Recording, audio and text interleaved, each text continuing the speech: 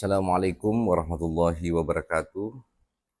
Bersama saya Dr. Umar Ali kembali dalam channel Klinik Rohani Wasilah Naks. Pada kesempatan ini kami ingin mereaksi salah satu komentar dalam media sosial, terkhusus dalam TikTok, yang bertanya terkait tentang riwayat Al-Mahdi dalam sebuah hadis dan di mana dasar ayat di dalam Al-Quran. Baik, pada kesempatan ini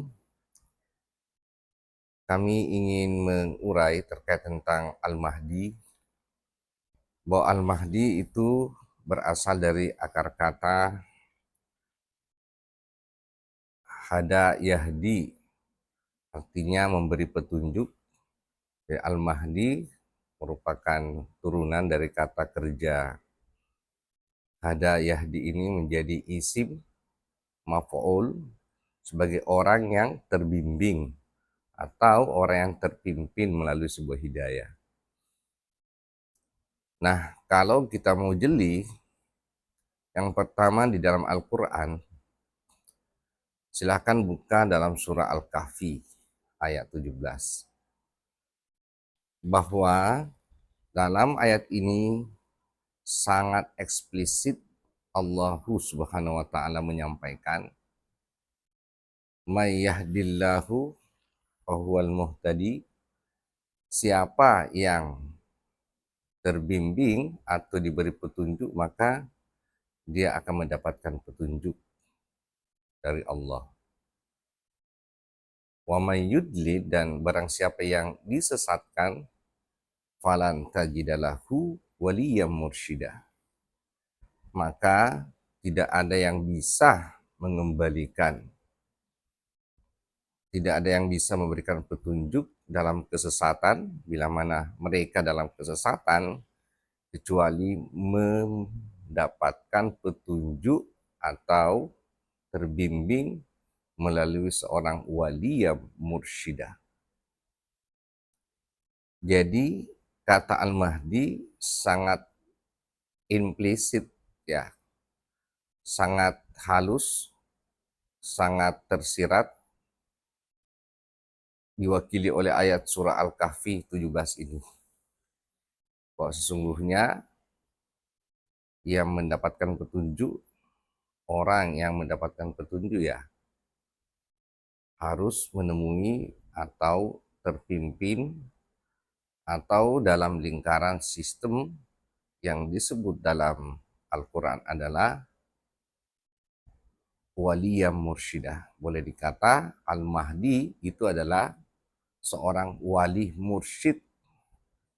Nah, tentunya fakta yang di luar, bahwa ternyata wali mursyid ini hanya ditemukan dalam sebuah lembaga keagamaan yang disebut dengan tarekat, dan di Indonesia itu hampir ya 40-50 jumlah tarekat.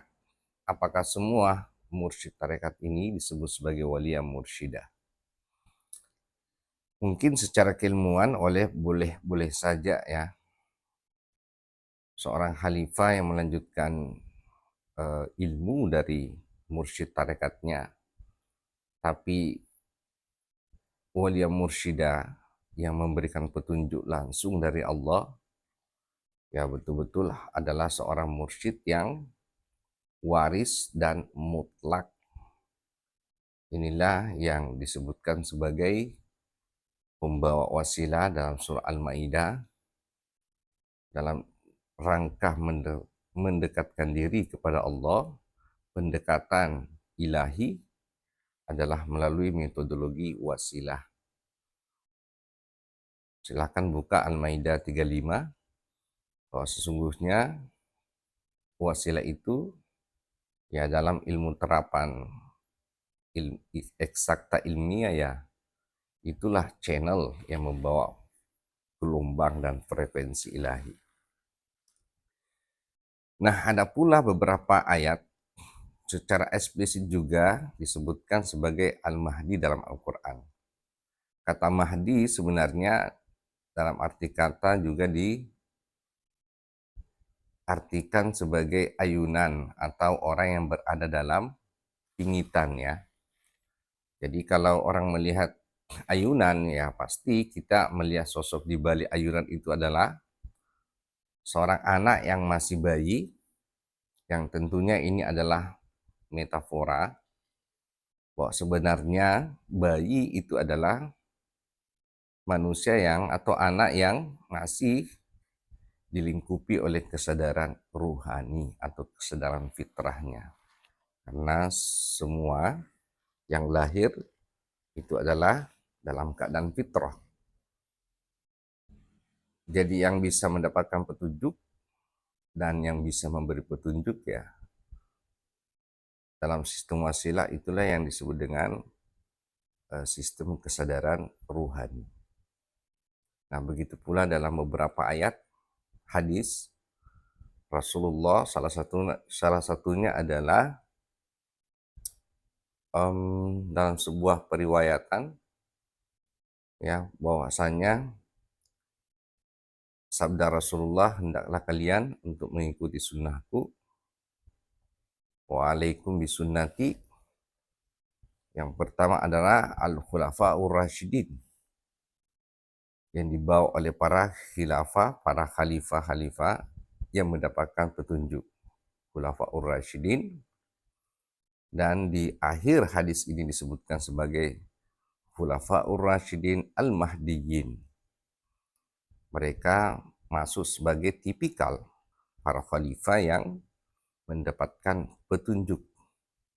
Nah, sekarang kita sudah memasuki era jelang akhir abad 15. Dan inilah faktual periode yang disinggung oleh Nabi bahwa Islam tidak akan lebih dari 14 kurun. Nah, sekarang sudah memasuki lebih dari 14 kurun abad.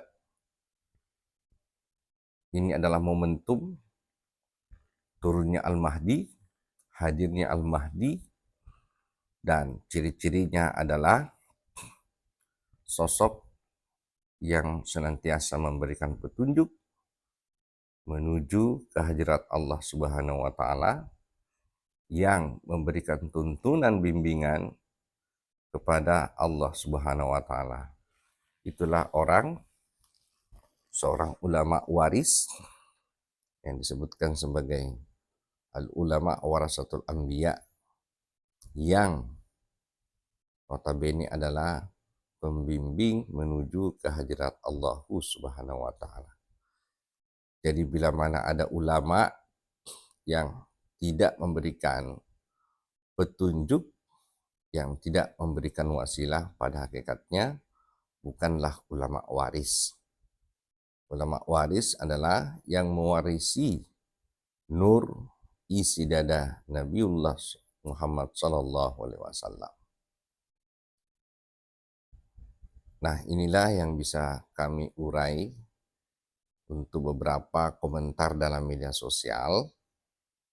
Nanti kita akan melanjutkan beberapa komentar pertanyaan. Nanti kita jawab dalam uraian video dalam channel Klinik Ruhani Wasilanax. Akhirul kalam, ilahi anta maksudi, waridau qamatlubi. Salam pembaharuan dunia, salam kesadaran ruhani. Kita akan menuju transformasi fitrah kesadaran untuk membawa sebuah pembaharuan, dan kemudian kita akan memasuki sebuah peradaban baru, sebuah peradaban dalam bimbingan petunjuk ilahi yang dijanjikan dalam Al-Quran adalah turunnya berkah karena iman dan takwa melalui petunjuk ilahi. Itulah yang disebut dengan baldatun thayyibatun wa rabbun ghafur. Dan itu sudah dijanjikan, dan insya Allah Nusantara inilah yang akan menjalani takdirnya sebagai mercusuar, pusat peradaban agama yang menjadikan senter pusat tasawuf dunia. Assalamualaikum warahmatullahi wabarakatuh.